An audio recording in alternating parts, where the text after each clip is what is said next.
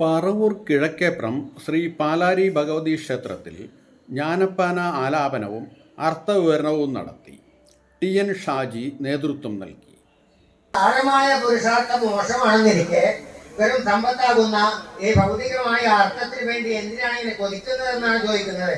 മധ്യനാർക്ക പ്രകാശമിരിക്കവേ പ്രചോദത്തെയോ മാനിച്ചു കൊള്ളേണ്ടു.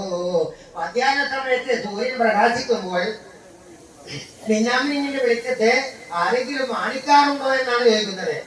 മധ്യാഹ്നാർക്ക പ്രകാശമിരിക്കവേ പ്രചോദത്തെയോ മാനിച്ചു കൊള്ളേണ്ടു.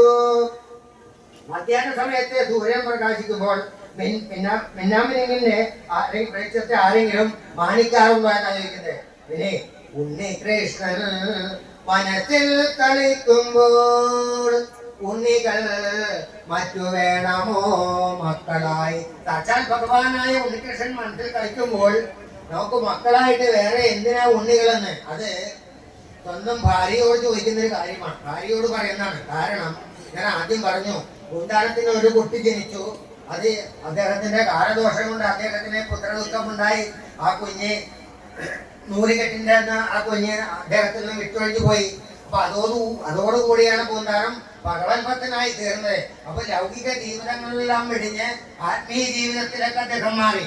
അപ്പോൾ ഭഗവാൻ കൃഷ്ണൻ പറയുകയും ചെയ്തു, പൂന്താനം നിനക്ക് മകനായി ഞാൻ ഇല്ലേ എന്ന് പറയുകയും ചെയ്തിട്ടുണ്ട്. അതാണ് പറയുന്നത്, ഉണ്ണികൃഷ്ണൻ മനസ്സിൽ കളിക്കുമ്പോൾ ഉണ്ണികൾ മറ്റു വേണമോ മക്കളായി. അപ്പൊ പൂന്താനത്തിന്റെ ഭാര്യ പറഞ്ഞു, നമുക്ക് ഇത്ര പ്രായമായില്ലേ, നമ്മളെ നോക്കാൻ ആരെങ്കിലും വേണ്ടേ? നമുക്ക് അന്ത്യസമയമാകുമ്പോൾ നമ്മൾക്ക് ഒരു ഗ്ലാസ് വെള്ളം തരാൻ നമുക്ക് ആരും ഇല്ലല്ലോ.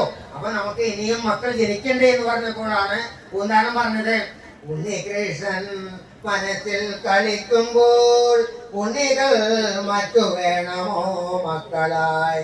മിത്രങ്ങൾ നമുക്കെത്ര ശിവ ശിവ, വിഷ്ണു ഭക്തന്മാരില്ലേ ഭുവനത്തിൽ.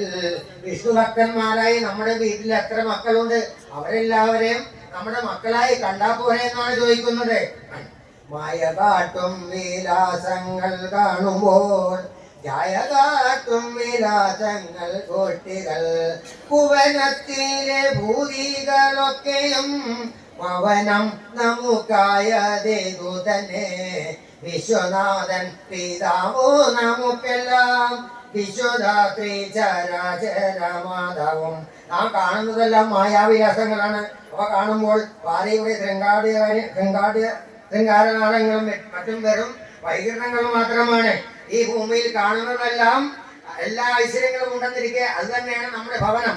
കൂടാതെ ശൈകനാഥനായ വിഷ്ണു ഭഗവാൻ നമ്മുടെ പിതാവും ത്രൈലോക്യദാത്രിയായ ലക്ഷ്മി ദേവി നമ്മുടെ മാതാവുമാണ്.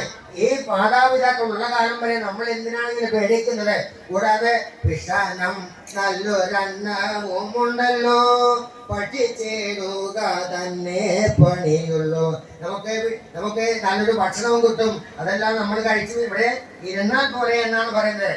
ഇനി സത്യ കൂടാതെ നാമങ്ങളെപ്പോഴും ഭക്തി പൂണ്ടു ജപിക്കണം. നമ്മുടെ സിദ്ധകാലം കഴിവോളം ഈ വണ്ണം ശ്രദ്ധയോടെ വസിക്കണമേ വരും.